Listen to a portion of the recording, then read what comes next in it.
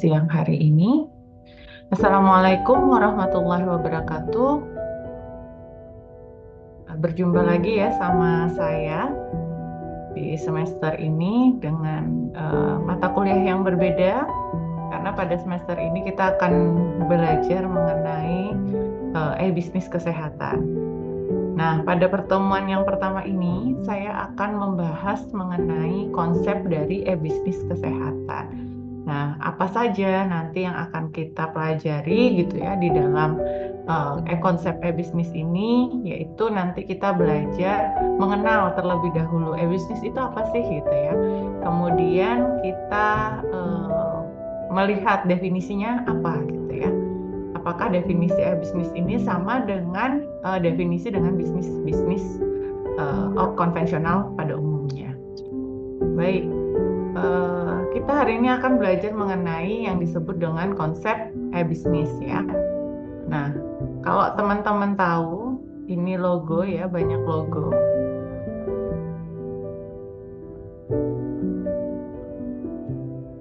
Rasa-rasanya ini tidak asing lagi ya, beberapa logo ini. Shopee, Tokopedia, Lazada, ini mungkin beberapa beberapa platform yang sering teman-teman gunakan gitu ya, beberapa platform yang sering teman-teman gunakan dan mungkin sering sudah tidak bisa lepas dari diri kita gitu ya.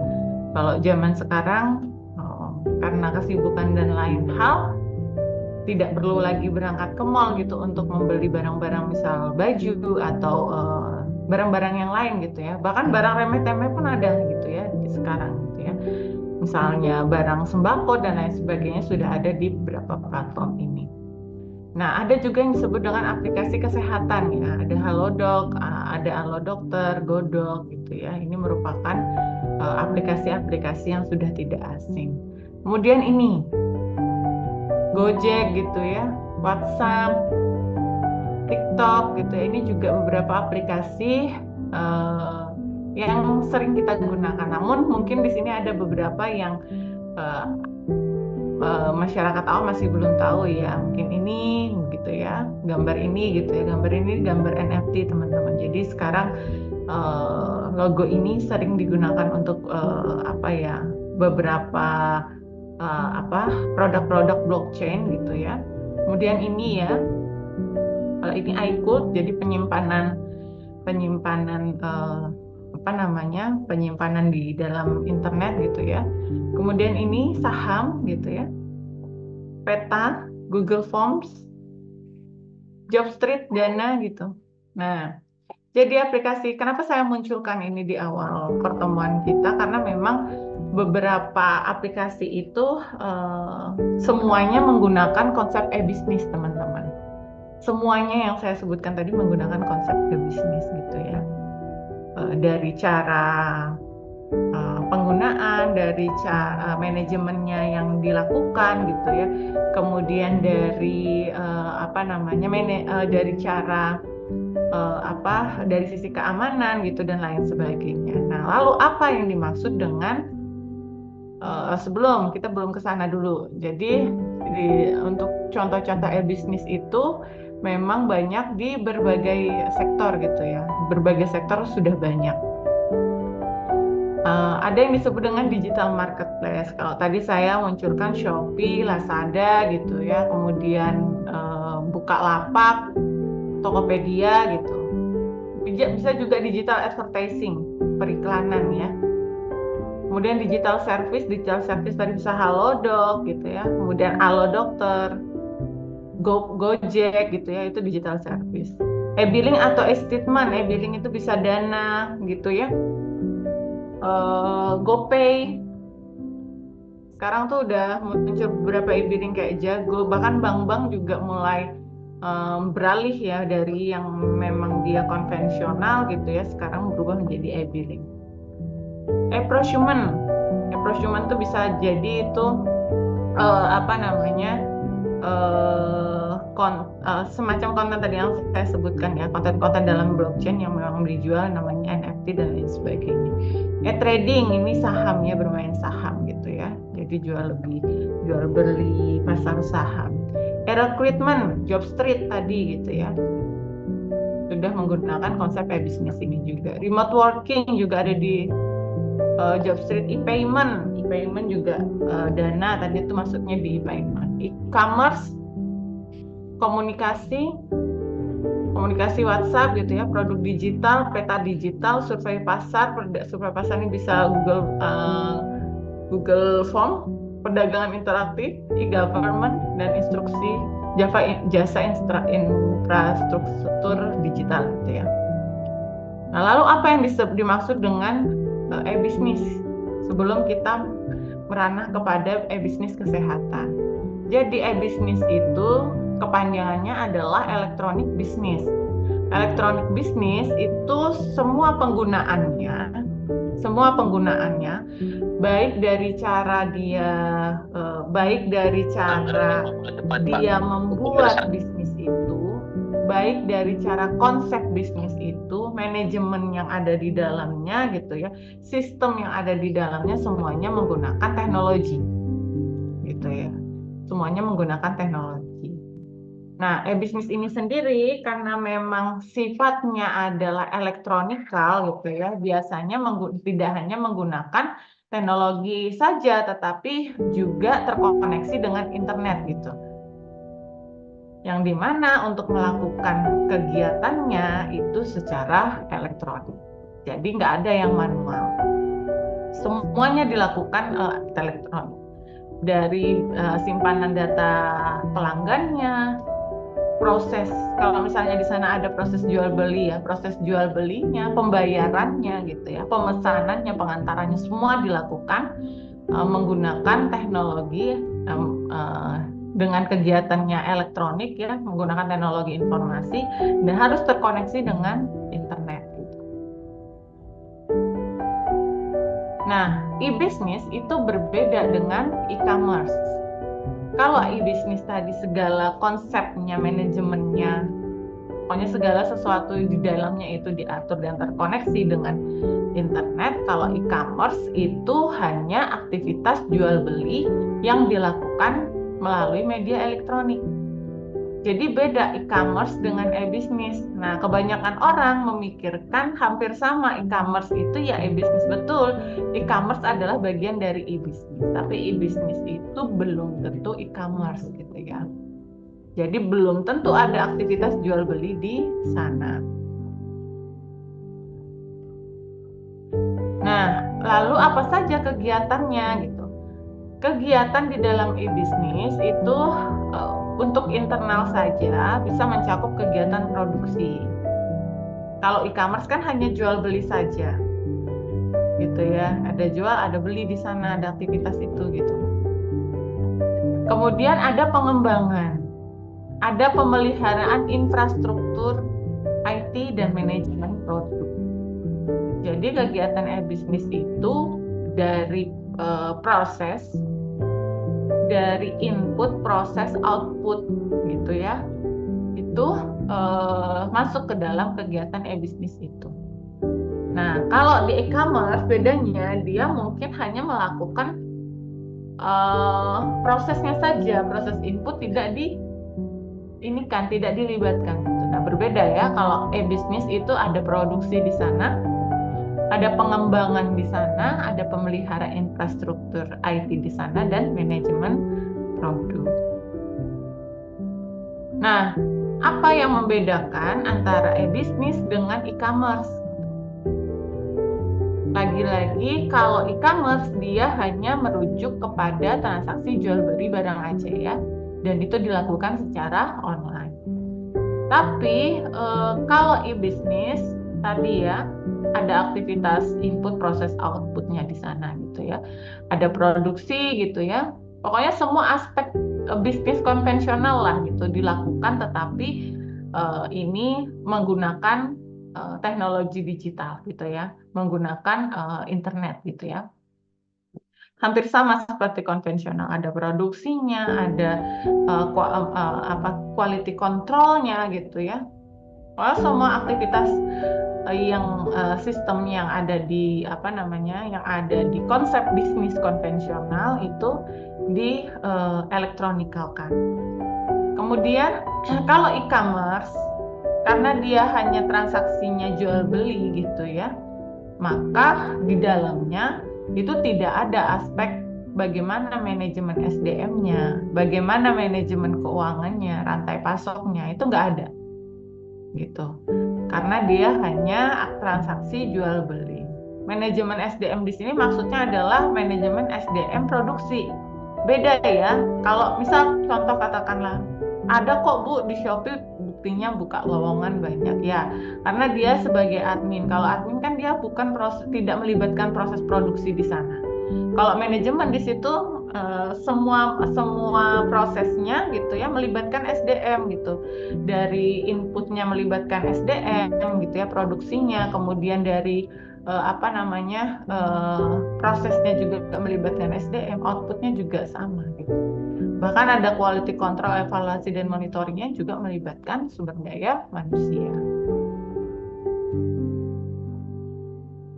Nah, di bisnis selain dia menggunakan sumber daya manusia, dia juga mencakup seluruh aspek bisnis yang menggunakan teknologi digital dan internet. Jadi, walaupun dia menggunakan teknologi digital, tetap peran manusia di sana ada gitu ya.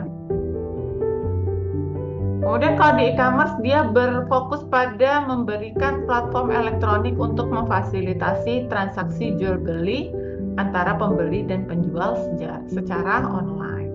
Kalau e-business dia berfokus pada integrasi teknologi informasi dalam semua aspek bisnis untuk meningkatkan efisiensi dan efektivitas keseluruhan operasi perusahaan, yang artinya fokusnya kalau di e-commerce dia hanya memfasilitasi transaksi jual beli, kalau di e-business dia memfasilitasi dan fokus pada integrasi teknologi informasi untuk semua aspek bisnisnya gitu.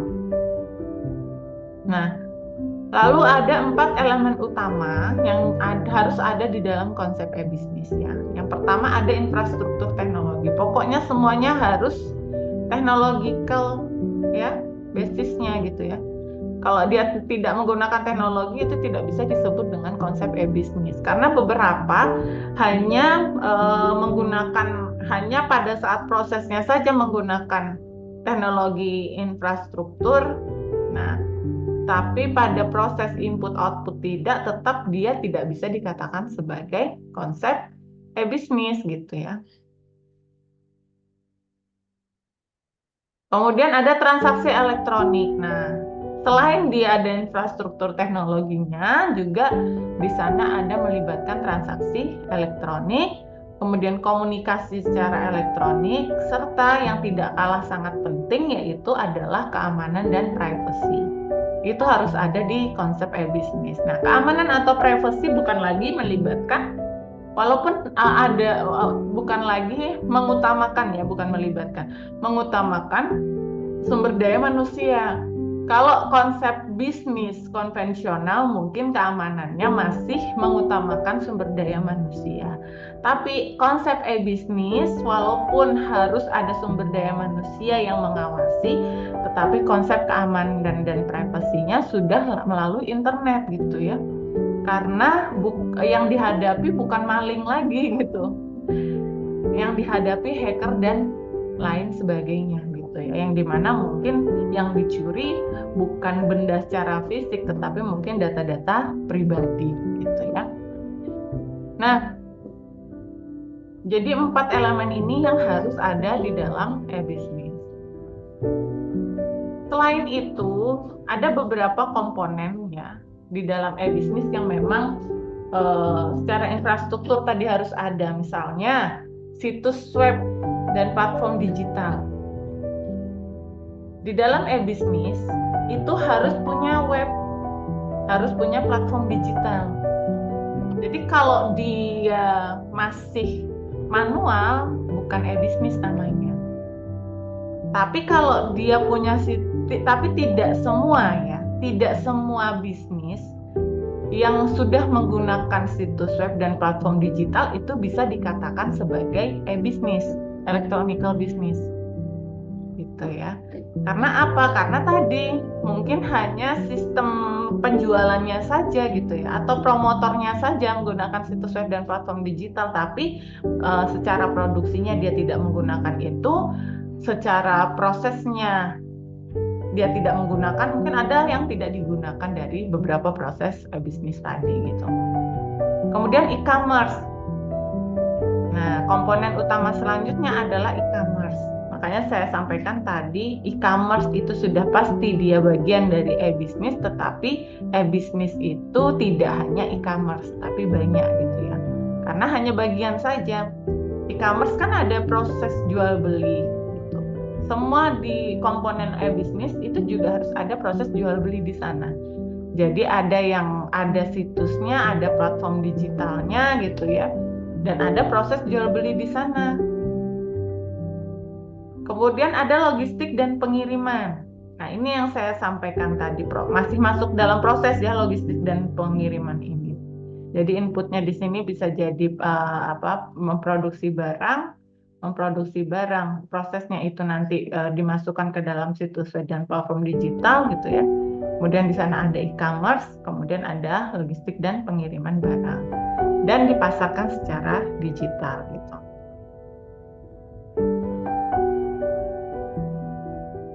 Nah, harus ada layanan pelanggan online.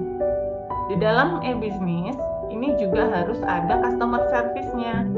Jadi dia nanti bisa membalas chat, email, menerima masukan, menerima komplain gitu ya, memberikan servis gitu kepada pelanggan.